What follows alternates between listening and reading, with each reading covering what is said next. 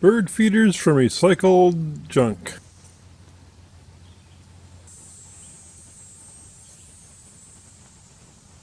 So I transferred my holes to this new lid.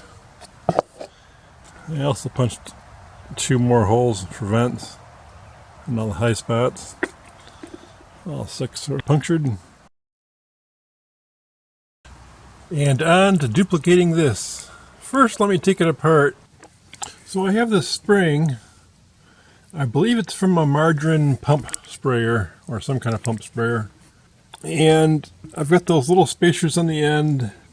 Plastic bits, you don't really need those. They're kind of nice. I've got another one of those pieces right there. You'll have to use a couple washers instead of that. Or a button or something, you know, take up some space. And I guess I put a Pringles lid in there too, just for slowing the seed down a little bit. I'll probably do that again, I guess. I don't know. And I believe it needs some drain holes at the bottom edge too. This has got a bare tooth mark in it, so it really drained. But without a bare tooth mark in it, I probably need to poke a few holes in the bottom too, just for ventilation. I already poked the center hole, but I guess I'll poke some holes in the edge of the rim there. So I'm going to try to reuse these 2 parts, the spring with its little buffers, and this piece of wire I even straightened out. So you want a platform on one end, just coil it up like that, make a platform, and then a little bend at the end to hold it together. And I'll even recycle that other little white piece if I can find it. And this is actually the hardest piece to make, and it's not broken. I'm tempted to reuse it, but I think I'm going to make a new one because it's getting pretty old. This is the little spacer I'm going to reuse, but anything could be used instead. So I put some holes for ventilation on the rim there. So it's a little captured area between the mouth. It kind of captures like right in here. Well, I took out the red, put the green in. Red looked a little funky. It's the dark blue, and I don't know. I also punched some little holes. I've never bothered before, but I punched 4 little holes to kind of line up with the holes I got in the screen disc. This is the hardest piece. Tempted to just reuse this one. It's getting pretty old though. Just so I can. And since I've already started working on this piece, with the holes and all. So I'm going to try to cut a similar type pattern. I could use 2. I used to use 2 big D openings and 1 strip across. This triple is kind of tougher than the, obviously. I think I'm going to try to do that again. But yeah, in the old days I just cut big D's.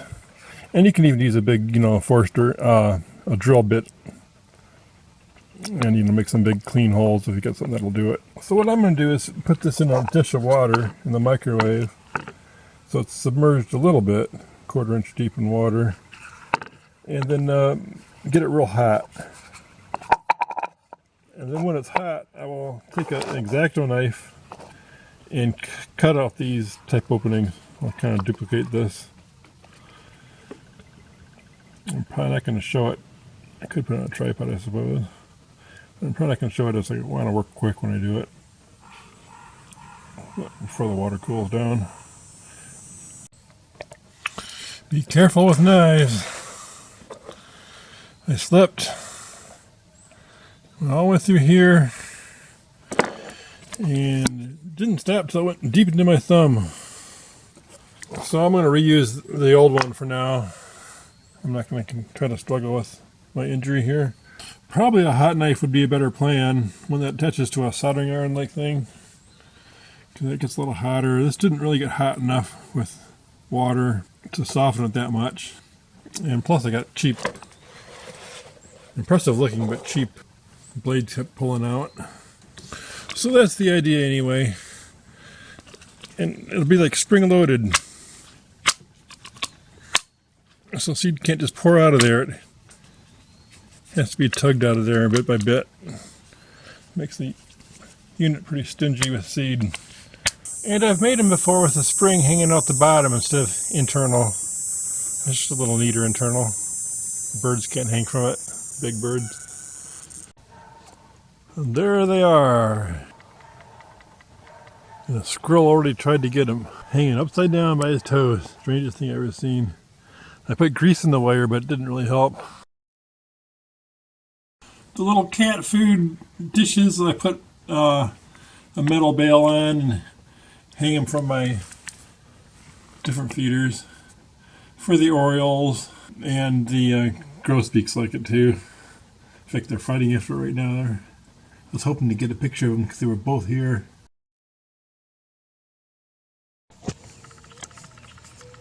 So this is from a peanut jar. And the bottom half, I like these peanut jars because they're really clear. It's been kind of dusty right now, but they've got really good clarity to them. I think it's the Planters brand. And I cut the bottom off and I use it like a glass. Not to drink out of, but to put pens in. The top part, I make my big bird adapter out of. This is the first one I've made this way. I usually make them more complicated. I usually make like 6 leaves. I don't know what happened to one. I should have one that's still good. But I bend out 6 petals. And that idea was that they could stand on these petals. The 4 petals that I bend upwards, and then 2 petals I leave down for the stick. But they never really use those anyways. So I'm going to do it easy. Brad point drill, 2 holes, find a stick that fits those snugly. I had to cut a couple slices in the plastic on both sides so I could force the knuckles through. But I've got it pretty captive in there. And that's the big bird adapter. The grosbeaks really like it. I usually put it on for them. And then when they go down south for the winter, I take it off. Because the jays use it too. And I really like the jays dumping the whole feeder out, as they tend to do. Although the jays have learned how to grab the bottom and arch themselves around the feeder, so they're getting the feeder anyway at this point. And suddenly, I have a squirrel that's making it past. This barrier wasn't there before. We'll see how this works. But I've got a squirrel, a gray squirrel from the Mark Rober College of Squirrels. And he's been hitting these feeders real bad, real consistently too. Twice a day even. Go chasing after him. He's just teasing me at this point. We'll see how he likes that.